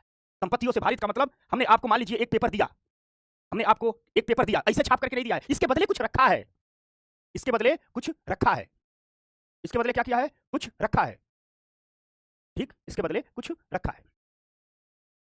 समझ में आ गई बात? तो आप लोग गौर से समझिएगा, आप लोग गौर से समझिएगा जी।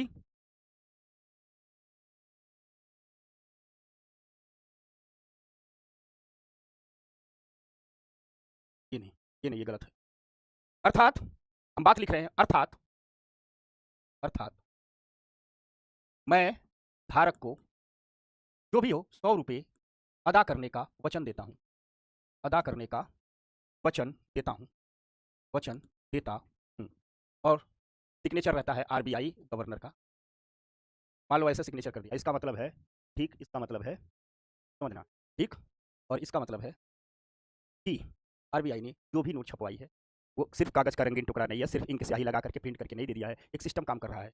आरबीआई जो भी करेंसी ला रही है उसके बदले प्रतिभूतियां रखी हुई है, ठीक, ताकि मुद्रा का मूल्य बना रहे। कुल मिला जुला करके, ठीक, कुल मिला जुला करके निष्कर्ष बताते हैं क्या सीखा हमने करेंसी प्रिंटिंग में, क्या सीखा हमने, ठीक, करेंसी प्रिंटिंग में जो नोट छापने का मामला है इसमें हमने क्या सीखा? तो सीखा ये कि 1956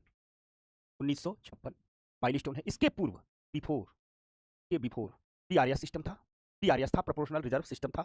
सरकार सरकार ठीक गोल्ड देती थी, सोना देती थी, और जितना देती थी उसके बदले आरबीआई, जितना देती थी उसके बदले आरबीआई करेंसी प्रिंट करके दे देता था, करेंसी प्रिंट करके दे देता था, प्रिंट करके दे देती थी। आफ्टर 1956 के बाद आज तक, 1956 के बाद, ठीक, आज तक, ये जो 1956 के बाद आज तक है, इसे एमआरएस सिस्टम कहा जाता है, इसे एमआरएस सिस्टम कहा जाता है। इसमें सरकार को, गवर्नमेंट को जितनी भी करेंसी चाहिए, ठीक, उसमें 200 करोड़ तक का सरकार को या तो गोल्ड दीजिए या गोल्ड प्लस एक डॉलर दोनों मिला करके दे दीजिए। 200 करोड़ का गोल्ड दीजिए, 200 करोड़ का सोना दीजिए, 115 करोड़ का गोल्ड दीजिए, 85 करोड़ का सोना दीजिए। देश शेष जो है वह क्या दीजिए? प्रतिभूतियां दीजिए, प्रतिभूतियां दीजिए। शेष क्या दीजिए? प्रतिभूतियां दीजिए। आरबीआई जितने की प्रतिभूतियां देंगे, जितने की प्रतिभूतियां देंगे आरबीआई को, उतने के बराबर की करेंसी प्रिंट करके दे देगी, करेंसी प्रिंट करके दे देगी, करेंसी प्रिंट करके दे देगी। और यह जो करेंसी प्रिंट करके देती है यह उधार के रूप में देती है। कहती है देखिए आपने प्रतिभूतियां दिया है, उधार के रूप में दे रहे हैं, बाद में पैसा वापस कीजिएगा और अपनी प्रतिभूतियां ले जाइएगा, बाद में पैसा वापस कीजिएगा, अपनी प्रतिभूतियां ले जाइएगा। जब तक पैसा वापस नहीं कीजिएगा नई नोट छाप करके नहीं देंगे। ये कहानी है करेंसी प्रिंटिंग की, ठीक, ये कहानी है करेंसी प्रिंटिंग की। समझ में आ गई बात? ये कहानी है करेंसी प्रिंटिंग की। बच्चा लोग याद रखिएगा, हम हमारे जो प्रेरणा सूत्र है वो महापंडित कौटिल्य है। हम चाणक्य की प्रेरणा से ही शिक्षक बने हैं। जैसे चाणक्य की प्रेरणा थी अपने विद्यार्थी में सब कुछ लगा दो, हर विद्यार्थी को शासक बनाने की क्षमता से भर दो और अपने चुपचाप झोपड़ी में पड़े रहो। हम जब क्लास में आते हैं तो 100% पूर्णतः समर्पित होकर आते हैं, इसलिए एक एक बात को दो दो तीन तीन तरीके बाद से बताते हैं, क्योंकि हम गरिमा में विद्यार्थी चाहते हैं। हम चाहते हैं ये जो 2 घंटे हम आपके साथ हैं, है ना, यही 2 घंटे एक दिन आपकी जिंदगी बदल देंगे। इस 2 घंटे का सही से बेहतरी से उपयोग कीजिए, हमारी भावनाओं को समझिए, ठीक। तो बताइए समझ में आ गया? नोट उठाकर देखो, लिखा है ना, मैं धारक को 100 रुपये अदा करने का वचन देता हूं। इसका मतलब आरबीआई से कर रही है, जो 100 का नोट लेके घूम रहे हो, इसके बाद इसके बदले प्रतिभूति आपने गिरवी रखवाई है, टेंशन मत लो, ठीक। मेरे सारे बच्चे बताए।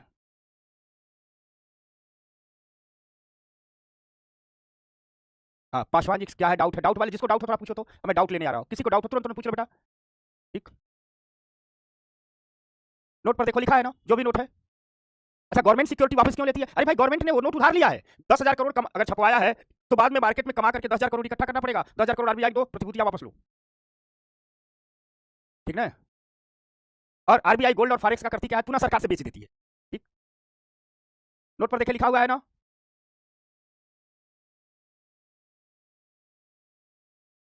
अच्छा, नोटबंदी का अधिकार प्रधानमंत्री को होता है, ठीक ना। आरबीआई एक्ट 1934 के धारा 7 में लिखा है कि देश हित में प्रधानमंत्री आरबीआई को अधिकार आदेश दे सकते हैं, जो आदेश देंगे आरबीआई को उन्हें मानना हो।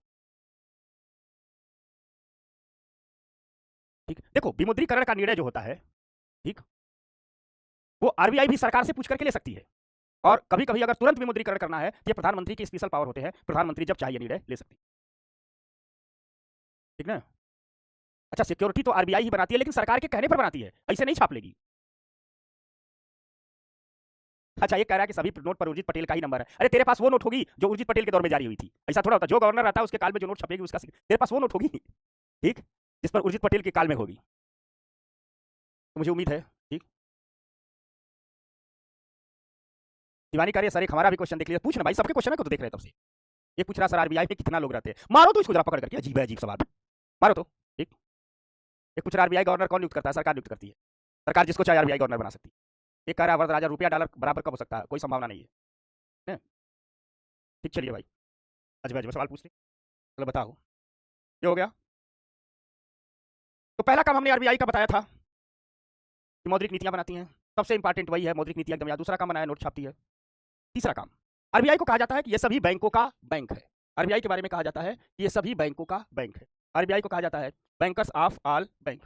आरबीआई सभी बैंकों का बैंक है। ठीक, आरबीआई सभी बैंकों का बैंक है। देखो,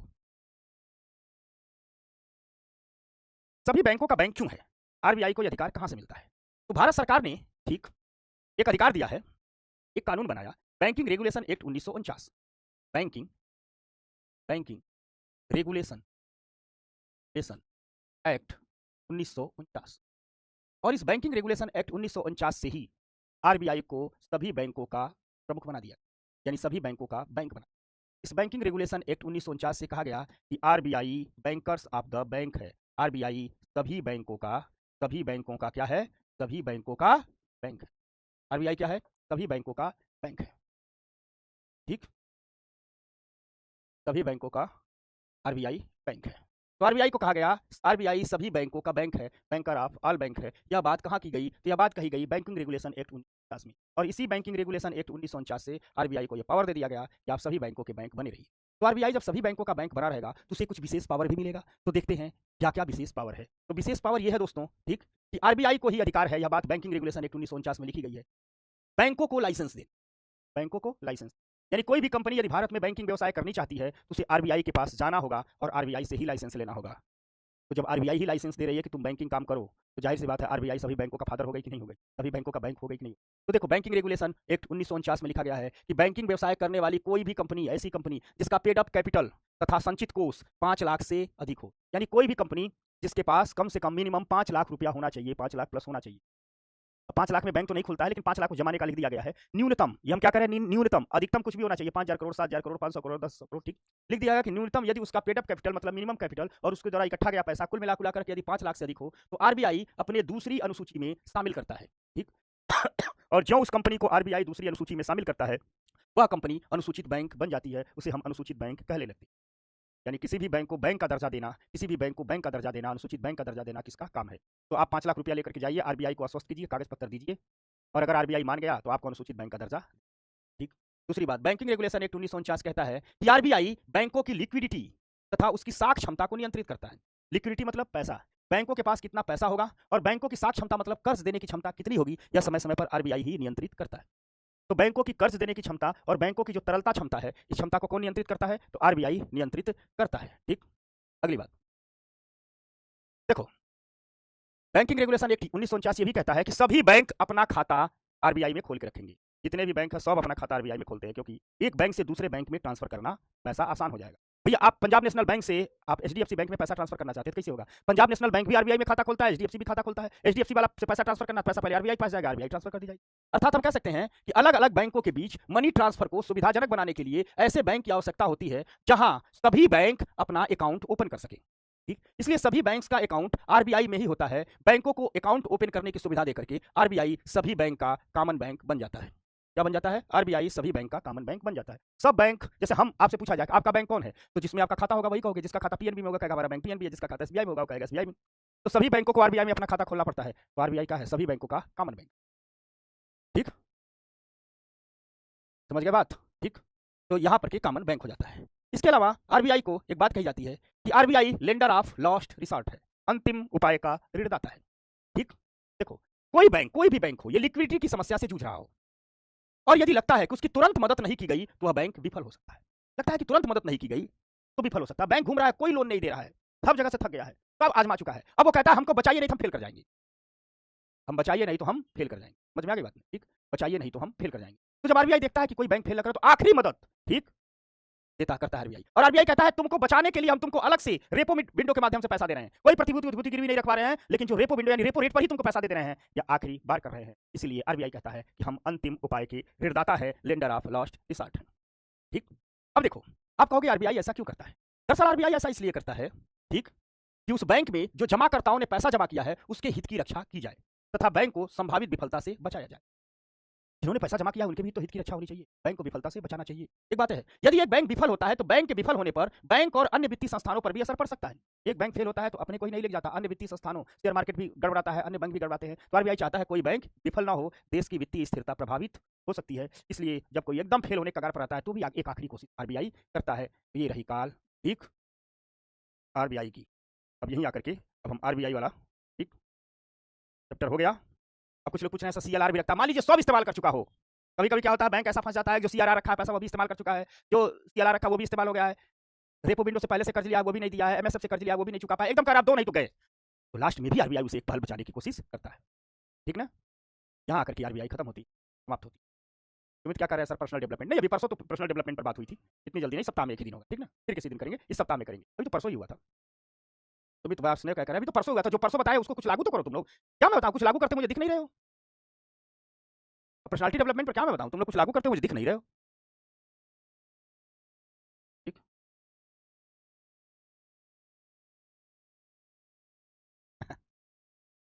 लास्ट वाले में आरबीआई कहता है भाई लास्ट कोशिश कर रहे हैं कैसे तो बचे।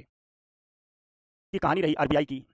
अब हम आपको बैंकों की ओर ले चलते, यहाँ हम सिर्फ फोकस थे आरबीआई पर, बैंकों की बात नहीं किए थे। ठीक, अब बैंकों की बात करेंगे और मौद्रिक नीतियों से एक क्वेश्चन लिखने के लिए आएंगे।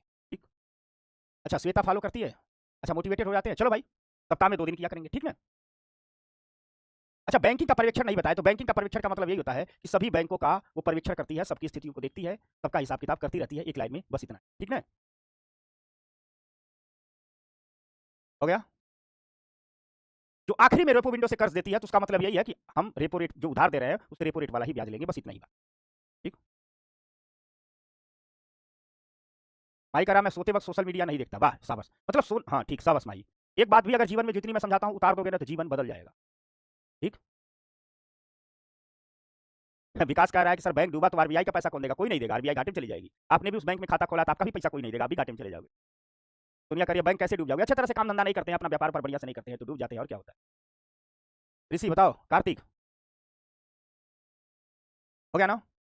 चलो तो आइए अब आपको हम बैंकिंग सिस्टम में ले जाते हैं। पहले परिचय बताते हैं, फिर एक ठीक एक एक मुद्दे की बात करेंगे। समझ में आ गई बात बेटा लोग? ठीक, अच्छा ये कह रहा है कि धारक के वचन को पता नहीं, आपके वचन दिल छू जाते हैं एकदम। हम सप्ताह में 2 दिन विशेष पर्सनालिटी डेवलपमेंट पर काम करेंगे, आप लोग नहीं बताओगे तो भी। एक दिन करेंगे बुधवार को, तो मंगल बुध, ठीक, और दूसरा करेंगे शनिवार को। शनिवार को इसलिए करेंगे कि शनिवार को किए रहेंगे तो संडे मंडे ट्यूजडे तुम लोगों पर असर रहेगा। 4-5 दिन असर मेरी बात का तुम लोगों पर आता है, जो कम होने लगेगा तो फिर तुम लोग को ठीक कर देंगे, जो कम होने लगा फिर ठीक कर देंगे। ठीक ना, हाँ अभिषेक कह रहा सोचता हूँ। ठीक, तो आ जाओ, ठीक है चलो तो ये बात करते हैं। ठीक, अब आ जा, अब आप लोगों को हम लेकर के चलते हैं बैंक की दुनिया, भारत में बैंकिंग प्रणाली। ठीक, भारत में बैंकिंग प्रणाली, और ये अभी बैंक का इंट्रोडक्शन देकर के। अच्छा ये बताओ, जो आप लोगों को लास्ट में जो आपको मैटर दिया जा रहा था, आपको पीटी के कुछ क्वेश्चन भी दिए जाते हैं, मेंस के भी कुछ एक क्वेश्चन रोज दिया जाता है, वो सब लिखते हो कि नहीं हो? ठीक, ठीक, ये क्या सोना बिटिया क्या कर रही है? अच्छा सोना बिटिया, राकेश कह रहा मेरा कमेंट देख लो, देख रहा हूँ बेटा देख रहा हूँ। ठीक है, साक्षी करे सर 5 मिनट भी लोगों पर असर नहीं रहता है, सच्ची नहीं नहीं कुछ लोगों पर रहता है, कुछ बहुत बदमाश है, इनके लिए दूसरा इंतजाम कर रहा हूँ। ठीक, आपको क्वेश्चन दिए जाते हैं ना, उसको आप लिखते हो कि नहीं लिखते हो? लिखते रहना भाई, चलो ठीक है। एक कहता है एक आरबीआई के लूटने के पीछे पड़ा हुआ डकैत है। अब बताओ लोग, मैं क्लास लेके जाता हूँ तो लोग पूछते हैं इतना क्लास लेके आप थक क्यों जाते हैं शाम वाली? मैं कैसे बताऊँ कि मेरे क्लास में आरबीआई समझने वाले नहीं, आरबीआई को लूटने वाले भी आते हैं। ठीक, एक पूछ रहा मुद्रा गुणांक क्या होता है, मुद्रा वाले चैप्टर आएगा बताएंगे, ठीक ना, आ रहा आगे। चल भाई आजा। तो बैंकिंग सिस्टम इन इंडिया, ये तुम ही लोगों जैसा बच्चा है सोच रहा है बैंकिंग सिस्टम इन इंडिया, जो नाम लिए तो ये बच्चा सोच रहा था कि आखिर बैंकिंग सिस्टम इन इंडिया में बैंक की परिभाषा क्या हुई। ठीक, आशीष पूछ रहा है मैं ब्लॉक हूँ क्या सर जी? नहीं है, तेरा दिख रहा है कैसे ब्लॉक होगा? ठीक, इधर जाओ पढ़ लो तुम लोग। ये बच्चा सोच रहा है कि आखिर हम बैंकिंग सिस्टम इंडिया पढ़ने जा रहे हैं तो बैंक की क्या परिभाषा होगी। ये भी तुम लोग जैसा महाशैतान बच्चा है। ठीक, तो इस बच्चे तुम ही लोगों को कल्पना करके मैंने इस बच्चे की तस्वीर की कल्पना की, तो पूछ रहा है ठीक बैंक क्या होगा। ये पीछे वाली बच्चियां हैं जो जो थोड़ी समझदार है वो इस बच्चे पर हंस रही है कि बताओ इसको इतना नहीं पता है। समझ में आ गई बात? ठीक, समझ गए? तो ये कोई शैतान बच्चा है पूछ रहा है हमारे रोहित की तरह पूरा मॉनेटरी पॉलिसी पढ़ा लिया, ताकि गुरुजी बताओ मॉनेटरी मौद्रिक नीति क्या होती है। समझ गए? तो आ जाइए भाई। तो बैंक क्या होता है, इसे बैंकिंग रेगुलेशन एक्ट 1949 में ही परिभाषित किया गया है। बैंक की परिभाषा खुद 1949 के बैंकिंग रेगुलेशन एक्ट में दी गई है और उस एक्ट में लिखा गया है, ठीक ठीक, इस एक्ट में लिखा गया है कि बैंक वह संस्थान है जो डिपॉजिट स्वीकार करेगा और डिपॉजिटर जब भी उसे वापस मांगेगा बैंक को वापस करना होगा। सीधे बात कहा गया है कि बैंक और कुछ नहीं, बैंक वह संस्थान है जो डिपॉजिट स्वीकार करेगा, अर्थात जमा स्वीकार करेगा, मतलब पैसा जमा कर सकते हो, और ठीक जब भी डिपॉजिटर उसे वापस मांगेगा, जमा करता उसे वापस मांगेगा, बैंक को वह पैसा तुरंत देना होगा। ठीक, समझ गए बात? ठीक, समझना। ठीक, अनंत अनंत पुंडीर आज बहुत शांति से पढ़ता है, अत्यंत बहुत शांति, बहुत प्यार से पूछता है और बहुत गंभीर सवाल पूछता है। ठीक, बनवारी राजपुर सर सिक्योरिटी पर सिग्नेचर किस नेम से होता है? सरकार के सचिव का, कैबिनेट सचिव का होता है। ठीक, और ममता, समझ में आ रही बात? तो जतिन जो सर बैंक में रावरी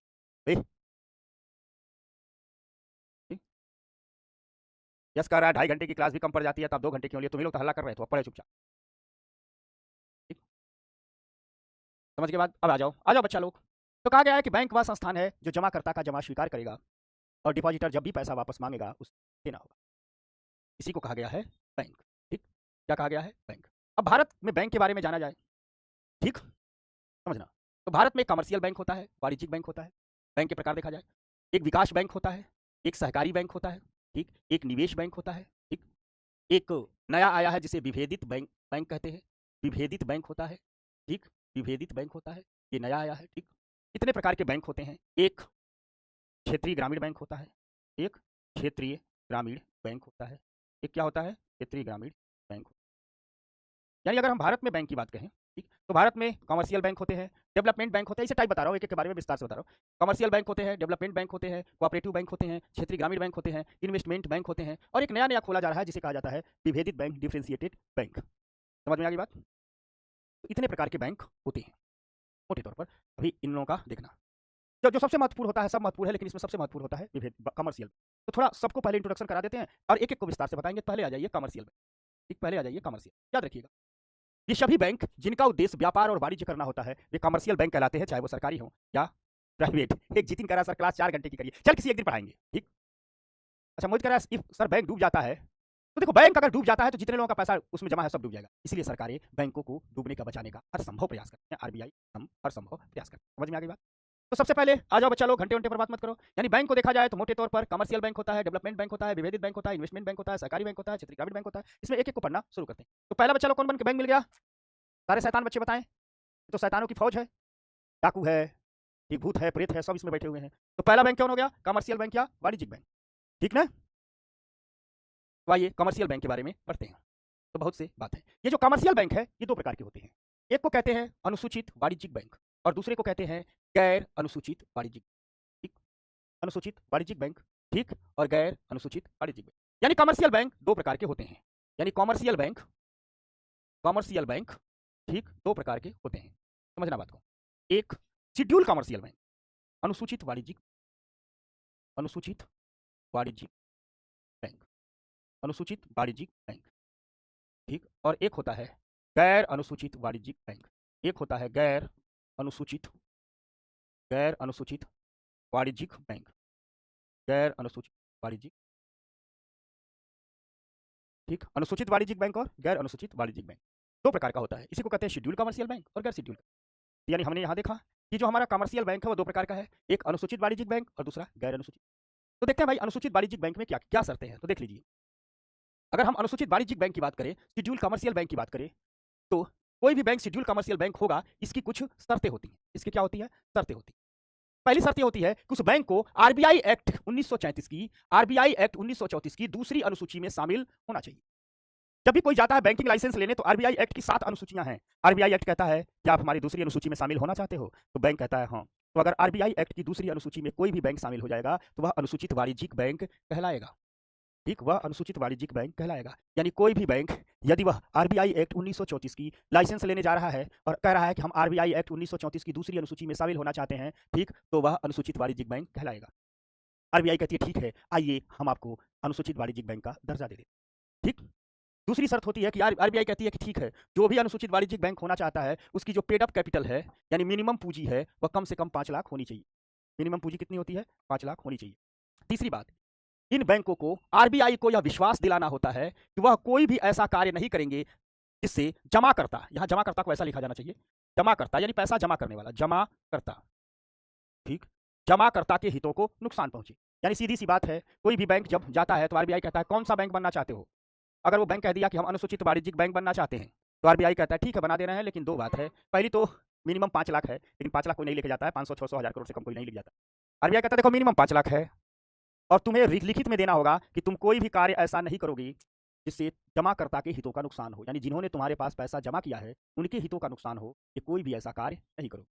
ठीक, तो वो कंपनी कह देती है हाँ साहब ठीक है मान गए। तो जो वो कह देते हैं ठीक है, सिग्नेचर कर देते हैं, आरबीआई उन्हें अपनी 1934 की दूसरी अनुसूची में शामिल कर लेता है। और जो आरबीआई उन्हें 1934 की दूसरी अनुसूची में शामिल कर लेता है वह अनुसूचित बैंक बन जाता है। ठीक, वह अनुसूचित बैंक बन जाता है। अब जो भी कोई अनुसूचित बैंक बन जाता है तो उसे आरबीआई से कुछ सुविधाएं प्राप्त होती। तो आइए देखते हैं अनुसूचित बैंकों को आरबीआई से क्या सुविधा मिलती है। ठीक, अनुसूचित बैंक को आरबीआई से क्या सुविधा मिलती है। ठीक, तो याद रखिएगा, जो अनुसूचित बैंकों को आरबीआई से पहली सुविधा मिलती है कि वह आरबीआई से ऋण प्राप्त कर सकते हैं। ठीक, आरबीआई से ऋण प्राप्त कर सकते हैं। अनुसूचित बैंकों को सुविधा मिलती है कि यह आरबीआई से ऋण क्या कर सकते हैं? प्राप्त कर सकते हैं। तो कोई भी अनुसूचित बैंक है तो उसे जो दूसरी अनुसूची में शामिल हुआ, ठीक, उन्हें पहली सुविधा यही बन जाती है कि वह आरबीआई से क्या प्राप्त कर सकते हैं? आरबीआई से ऋण प्राप्त कर सकते हैं। तो पहली सुविधा तो ये हो गई। ठीक, दूसरी चीज, दूसरी सुविधा यह है कि इन्हें सीआरआर रखना पड़ता है, एसएलआर रखना पड़ता है। ठीक, इन्हें सीआरआर भी रखना पड़ता है, एसएलआर भी रखना पड़ता है, और जितना भी ऋण की सुविधा है, रेपो रेट वाली सुविधा, एमएसएफ वाली सुविधा, सब सुविधा इन्हें मिल जाती है। इन्हें सीआरआर भी रखना होता है, एसएलआर भी रखना होता है।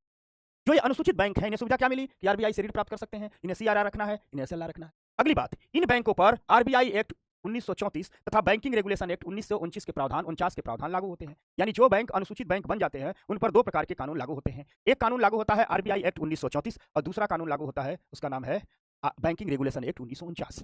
यानी जो भी अनुसूचित बैंक है उन पर दो प्रकार के कानून लागू होते हैं, एक आरबीआई एक्ट 1934 और दूसरा बैंकिंग रेगुलेशन एक्ट 49। इन्हें सुविधा क्या होता है कि पहली सुविधा आरबीआई से ऋण प्राप्त करते हैं और सीआरआर एसएलआर रखना होता है। तो देखते हैं भारत में अनुसूचित वाणिज्यिक बैंक कौन कौन है। ठीक, तो अनुसूचित वाणिज्यिक बैंकों की अगर बात की जाए तो भारत में जितने भी पब्लिक सेक्टर के बैंक हैं, जितने भी सार्वजनिक क्षेत्र के बैंक हैं, यानी जितने भी सरकारी बैंक हैं, सभी सार्वजनिक क्षेत्र के बैंक हैं। अब सरकारी बैंक तकनीकी तौर पर दो प्रकार के होते हैं। अब ये मिट गया है, इनकी कोई वजह नहीं रह गई है, तो इसको भी हम मिटा देते हैं। ये वाला कोई वजह नहीं है, ठीक, तो इसको भी हम क्या करते हैं? मिटा देते हैं। तो जितने भी, समझना बात को, जितने भी, ठीक, थोड़ा इनमें कुछ कंफ्यूजिंग हम लिख दिए हैं, थोड़ा पहले हमको मिटाने दो।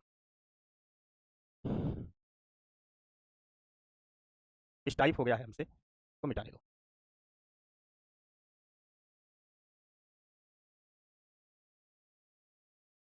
अब देखो, तो हमने बात कहा कि कमर्शियल बैंक दो प्रकार के होते हैं। कितने प्रकार के होते हैं?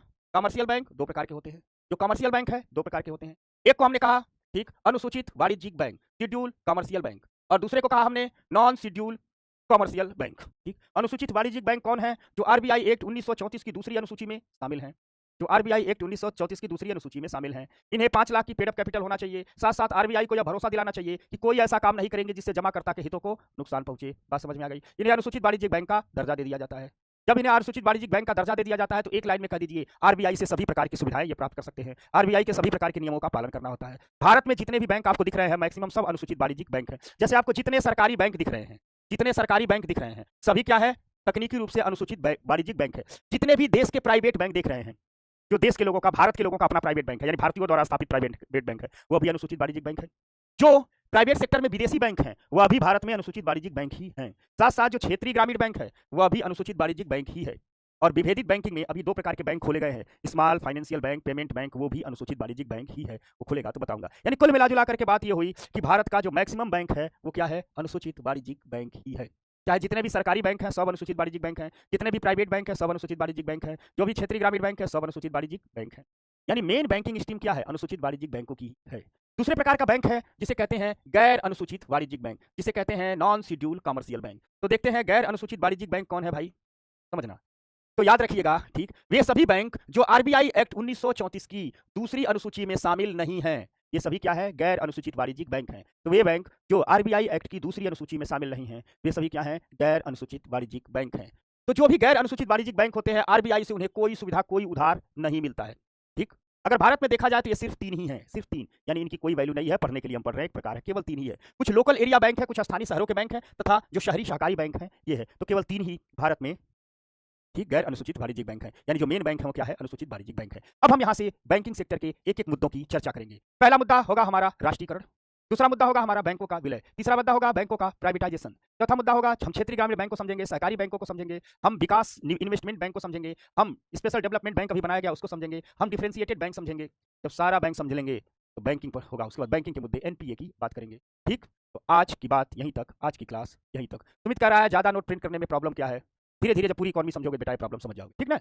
थोड़ा वक्त लगेगा, ज्यादा नोट क्योंकि मैं वक्त लगेगा, धीरे धीरे समझ जाओ, ठीक। तो आज की क्लास आपके समझ में आई सारी बातें? सारी बातें समझ? विमलेश कह रहे विभेदिक बैंक क्या होता है? बस इतना जानिए, आगे पूरा विस्तार से बताएंगे विभेदिक बैंक।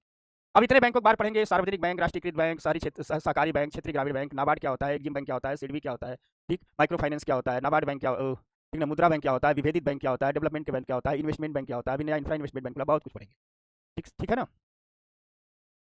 समझ में आ गई बात? तो चलिए बात को खत्म करते हैं।